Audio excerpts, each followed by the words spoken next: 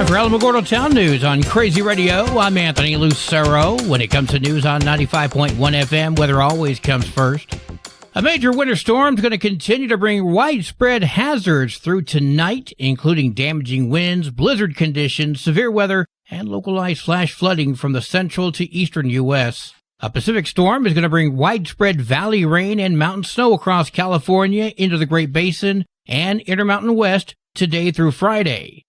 Closer to home, blowing dust across Las Cruces and El Paso, and it's going to persist until sunset. Visibility generally better than a mile with winds gusting 30 to 35 miles per hour, and it won't be that much different here. A fire weather watch is in effect tomorrow from noon until 7. Winds are going to remain elevated Friday and Saturday with a secondary upper-level system bringing a chance for mountain snow and perhaps some spotty lowland rain showers. We'll have another look at the weather following this news. This is roadblock information for Wednesday, March 5th. There are no roadblocks scheduled for Wednesday. Highway 70, Highway 380, Owen Road, Las Cruces Gate, Nike Avenue, War Highway, and all internal range roads will remain open all day. Ruidoso High was forced to evacuate yesterday morning due to what the superintendent described as an unverified bomb threat. Students, faculty, and staff were evacuated to the Ruidoso Convention Center. Trained professionals then searched the premises. Parents were permitted to check out their student at the convention center. The superintendent states that classes will resume today, and the school has been cleared of any threats. You know, I see things online about forgiving student debt, and I disagree. Unless someone held a gun to your head, you signed that agreement on your own free will, and you knew the word loan meant repayment. So I don't think that in most cases, your student loans should be wiped away. If the school gets shut down, like a bunch did a few years ago, we have a valid argument. One person I bring up here often on the news is Tularosa Superintendent Todd Lindsay. And there are lots of memes he has posted on his Facebook about this very subject. Let me read a couple. Making retired folks pay taxes while college grads get free money is the most un-American thing imaginable. Or this one. We are not all equal. I worked very hard my entire life to get what I have. Most of the people I know have too. I deserve where I am in life. I will not give up on what I've earned so that someone who has not can feel equal, nor will I assume their debt. I had to pay my debt. I insist everyone else be held to the same standard. And I agree with those sentiments. However, we found out his hypocrisy runs, even deeper than we ever imagined. In 1993, Lindsay was sued by the New Mexico Educational Assistance Foundation. Why? Complaint for debt and money due, student loan. So they had to sue him for it.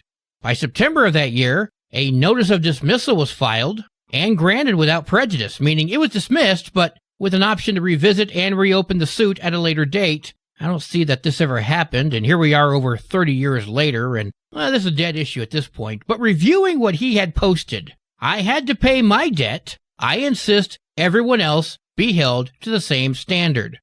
But Lindsay, did you though? The Alamogordo Police Department is excited to announce the partnership with the Alamogordo Fire Department and the Alamogordo Public Schools for the second annual Ferguson Summer Academy Internship. This amazing opportunity is open to juniors and seniors from Alamogordo High School. Interns will gain hands-on experience and insight into both law enforcement and firefighting. To apply, please visit the Alamogordo Police Department Facebook page.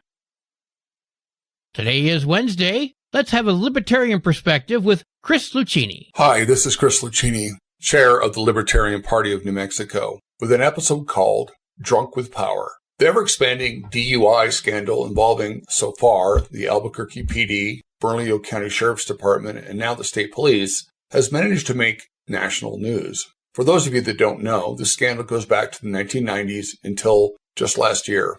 An ever-expanding group of police officers, those government employees empowered to throw you into a cage and kill you if you resist, were conspiring with an attorney to fix DUI cases. Once the victim paid the attorney, the cops would drop the case or fail to show up at court or suppress evidence. It seems there were not enough people with money that had actually committed DUI, so eventually the scheme started involving cops arresting totally innocent people for fake DUI. Even though many of these people blew zeros on the breath alcohol test, their cases were not dismissed until they produced the many thousands demanded by the crooked lawyer. The cops were then paid out of those same funds. Now we get to the real scandal. Everybody knew, or should have known. So far there are 16 cops and 2 lawyers directly implicated. This list will get longer. These are across all of these jurisdictions. No one in management ever noticed the patterns of cop missing required court appearances or that people that were factually innocent were still in the system. Nobody noticed for almost 30 freaking years. The cherry on this scandal cake is the vast majority of these cops will not serve any jail time. It's also likely that, despite the law in New Mexico, they will not be held personally liable for any civil damages due to the victim of this criminal enterprise. Have you wondered why DUI checkpoints are the exception to the rule that there must be probable cause before a cop can search you or your property? What probable cause exists to stop drivers? The excuse is this stop is for registration and insurance verification, despite the fact that automated license plate readers can automatically check registration and link into the state's insurance database. There is no need to stop anyone for these checks. Unfortunately, the Supreme Court of the United States has ruled that pretextual stops are allowed. In other words, that a made-up reason is good enough to stop people peaceably going about their business. What is a pretext? It's just a lie told by people in power.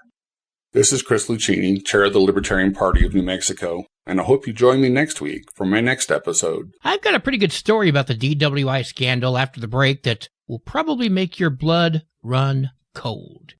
News from around the state in just a moment. This is Alamogordo Town News on Crazy Radio. I'm Anthony Lucero. Hang on. Local news from local perspectives, from local voices. AlamogordoTownNews.org. Local sports, local events, and local happenings and more. Nonprofit owned and operated by Second Life Media. We are Otero County. AlamogordoTownNews.org. Heard daily on Crazy KALH Radio 95.1. From basic to advanced computer repairs, it's GalacticGeeksPCRepair.com. Local business owned and operated by Greg Gutierrez, available for on-site work from 9 to 6 daily. Installations, upgrades, even virus repair. For information, email Greg at GalacticGeeksPCRepair.com. Google IT support, professionally certified. Directory Plus is the right size book. It's the book if you need a phone book. That's what just one person has to say about Directory Plus. With its red cover, features, colorful yellow pages, and lots more, it's no wonder people all over use Directory Plus. It has so much more information. You can cross-check phone numbers or addresses or pretty much anything. Look on the plus side, Directory Plus. I'm a big fan of Directory Plus. Albuquerque police arrested 28-year-old Edith Estrada Segala on a charge of abuse resulting in the death of a child. On Monday evening, she told Albuquerque Fire Rescue personnel she came home from work tired and fell asleep while her 7-month-old child was in the bathtub with the water running. She said her child had been sick with pneumonia and that she called 911 at one point because she found the child was not breathing during a nap. Officers searched the home and found many empty bottles of alcohol throughout the entire house, including the bathroom. Estrada Segala admitted to drinking alcohol before putting her child in the bathtub with the water running and stepped away to do laundry and then allegedly fell asleep in the other room. I say, let's read that passed out drunk. Estrada Segala's mother came to the house and woke her up after she wasn't answering the phone. Her mother asked about the 7-month-old, which is when Estrada Segala realized the child was still in the bathtub. They found the child unresponsive. They tried CPR until the Albuquerque Fire Rescue arrived, and the child was pronounced dead. Last month, a jury found Las Cruces police officer Brad Lunsford guilty of voluntary manslaughter with a firearm with regard to the death of Presley Ezzy in August of 2022. Court documents show that attorneys for Lunsford have filed a request for a new trial, arguing that the trial that led to his conviction experienced improper jury substitution. There's a motion hearing scheduled for March 21st at 10:30 a.m. A federal court judge is allowing one of the ringleaders in the DWI Enterprise scandal and now disgraced paralegal Ricardo Mendez to leave the country, raising questions about where he's going. How is this allowed? Civil rights attorney Taylor Smith spoke with KRQE. Having handled other criminal matters for individuals like, we represent people for DWI. We have cases where somebody doesn't have any criminal history and is not a flight risk, but asked to travel, and sometimes those motions go denied. Smith is representing at least 5 victims of the DWI corruption scheme in civil lawsuits, including a class action lawsuit against Mendez, the city of Albuquerque, former defense attorney Thomas Clear III, and multiple other law enforcement officers who've been named in relation to the scheme. Mendez pled guilty in federal court in January to RICO conspiracy, bribery, and extortion charges. The former paralegal admitted he helped run the scheme with his boss, former defense attorney Thomas Clear III, and law enforcement from the 3 main agencies in the Albuquerque metro to get DWI cases dismissed in court in exchange for cash. Mendez is out on conditions of release pending sentencing. Why would a judge allow this guy to leave the country? And when exactly is he traveling? Where is he going? How long will he be gone? Because the motion is sealed in court, the U.S. attorney cannot comment about the travel plans. Based on the court filing and the noted unopposed motion, prosecutors did not argue against Mendez's motion, which permits him to travel internationally. Now, he said he'll be back in federal court for his criminal sentencing. That date has not yet been set. You want to put some money on that? He faces 110 years in prison based on the charges he pled guilty to. As part of his plea agreement, the feds will likely give him a break at sentencing. Like letting him leave the country. 3 major bills to improve oversight, transparency, and accountability at the New Mexico Children, Youth, and Families Department have passed the House. House Bill 5 would create an independent office to oversee child welfare in the state. One of the functions of that office will be to review CYFD policies and procedures. Meanwhile, House Bill 203 is going to require CYFD workers to retain and back up all electronic records. It would help in particular cases where a child is harmed. Lastly, House Bill 205 is going to strengthen plans of care for substance-exposed newborns. All 3 bills are on their way to the Senate. Lubbock has been dealing with a severe measles outbreak that has even claimed the life of one infant. This virus is spreading even into the land of enchantment, which brings to mind the question, what can you do to keep yourself and your family safe? Dr. Chad Smelzer is the Deputy State Epidemiologist. Because it's so contagious, you have to have a population that's 95% or more fully vaccinated. In New Mexico, we have areas around the state that do meet that criteria, but we also have pockets where we are not quite that high. So we don't have measles vaccination rates high enough to prevent some spread. That is why we are asking the public to make sure they're fully vaccinated. If you're uncertain, please see your medical provider. You can hear that conversation in full on the KRWG website.